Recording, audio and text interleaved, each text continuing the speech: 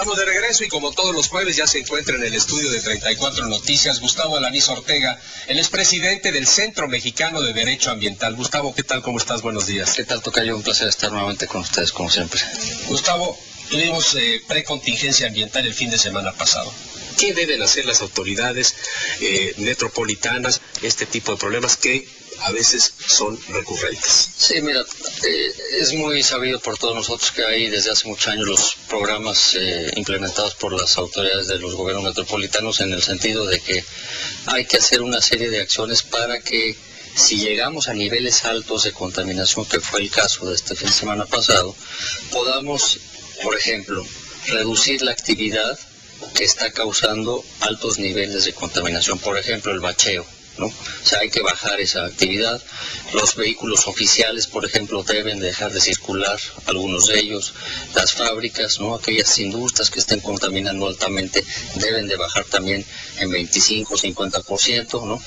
Nosotros como ciudadanos debemos de dejar de hacer ejercicio al aire libre, ¿no? Para no tener repercusiones en la salud.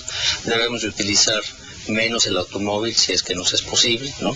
Tratar de comer mejor, ¿no? Comida que nos haga bien para efectos de no tener implicaciones, por ejemplo, desde el punto de vista respiratorio, ¿no?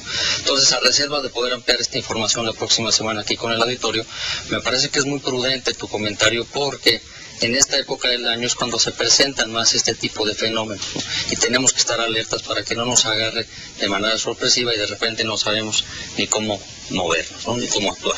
En este espacio de medio ambiente de los jueves, me parece hoy importante, Gustavo, que toquemos, que recomendemos a la gente qué puede hacer la gente que nos ve, el auditorio, para aprovechar los espacios que dejan las leyes ambientales y ellos contribuir y participar de mejor manera a empujar esa conciencia ambiental que necesitamos en el país y en el mundo en general. Así es, Gustavo, es muy atinado lo que estás comentando porque muchas veces lo que hacemos nosotros es que decimos, bueno, las autoridades no están haciendo nada, ¿no? Y ahí está la contaminación del aire y del agua y el suelo y estamos perdiendo los bosques y no sucede nada, ¿no? Entonces, lo que es importante para nosotros y para nuestro auditorio es que sepan que la legislación ambiental en México contempla muchísimos espacios para que el público se involucre en la participación de los problemas. Es decir, que pasemos de la queja, de decir qué está pasando, a la acción, ¿no?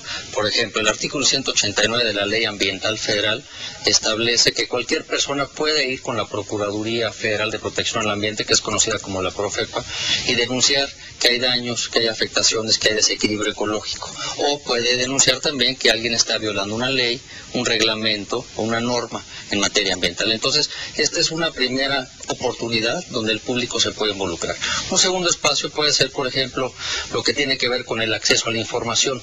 Como tú sabes y nuestro auditorio sabe, tenemos a partir de 2003 en México la Ley Federal de Transparencia y Acceso a la Información Pública Gubernamental, que nos da la posibilidad de pedir, en este caso, la información ambiental que está en manos de las autoridades ambientales, que además era un derecho que ya teníamos en la Ley Ambiental Federal desde el año del 96, que se reformó íntegramente y se incluyó el derecho a la información que está en manos de las autoridades ambientales. Entonces, la pregunta es ¿cuándo vamos con las autoridades y les pedimos, ahí dame esta información para que yo también como sociedad pueda actuar responsablemente, ¿no? También un tercer espacio es cuando hay procedimientos, por ejemplo, en materia de impacto ambiental, ¿no? Una obra, una actividad que se somete para ver si ambientalmente puede ser posible, ahí la gente muchas veces no sabe que hay la posibilidad de que haya una consulta pública, ¿no? Entonces puede haber una consulta pública, puede haber una reunión pública de información, donde el público tiene la oportunidad de ir a hacer comentarios y ir a hacer observaciones que sean tomadas en cuenta por la autoridad y en consecuencia plasmados para efectos del resolutivo que se tome para que el proyecto sea aprobado, pero con una serie de consideraciones, una serie de restricciones ambientalmente hablando. También es importante comentar que en la legislación ambiental federal se establece la conformación de consejos consultivos, ¿no? El Consejo Consultivo Nacional para el Desarrollo Sustentable, donde participan todos los sectores y es un órgano de asesoría, ¿no? Para la Secretaría de Medio Ambiente en materia de política ambiental, de implementación de leyes, de reglamentos. Entonces, otro espacio donde la gente se puede involucrar para efectos de incidir a manera de opiniones y de recomendaciones directamente con la Secretaría. Repito, son órganos que están contemplados en la legislación. Otros espacios, por ejemplo, contaminación de cuerpos de agua. Si hay un río, si hay un lago, ¿a dónde voy? Bueno, pues ahí está la Comisión Nacional del Agua, que es el órgano competente. Oye, si de repente tú consideras que tu derecho constitucional a un medio ambiente sano que está consagrado en el cuarto constitucional está siendo violado, bueno, pues ¿por qué no vas a la Comisión Nacional de Derechos Humanos, ¿no? O si hay un problema a nivel del Estado, bueno, pues con la Comisión Estatal, ¿no? Entonces me parece que hay que tener muy claro que hay espacios, ¿no? A veces consideramos que los funcionarios no hacen su papel bien, apropiadamente, porque dan permisos ambientales irregulares. Bueno, pues ahí está la función pública, o ahí están las contralorías, ¿no? Para que nos den luz al respecto, ¿no? Y también es muy importante, tocayo, dos espacios más. Uno, la posibilidad de acudir con nuestros representantes populares, los diputados, los senadores.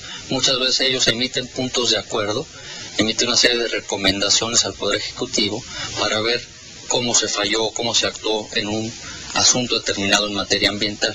Y también que el público, que nuestros amigos del auditorio conozcan que hay instrumentos internacionales, ¿no?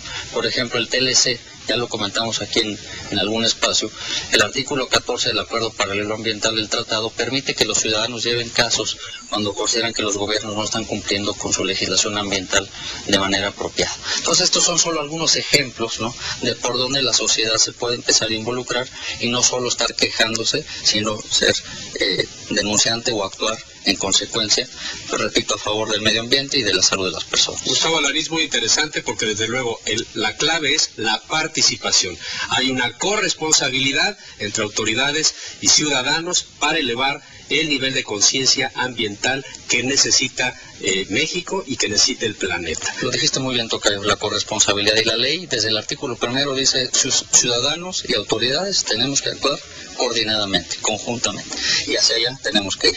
Gracias por tu análisis, muy interesante, como Gracias, siempre, Gustavo. Mucho gusto. Y hoy, como todos los días, la sección para las comunidades indígenas del Estado de México, la etnia náhuatl, le da un resumen informativo en la voz de Felipe Elizalde.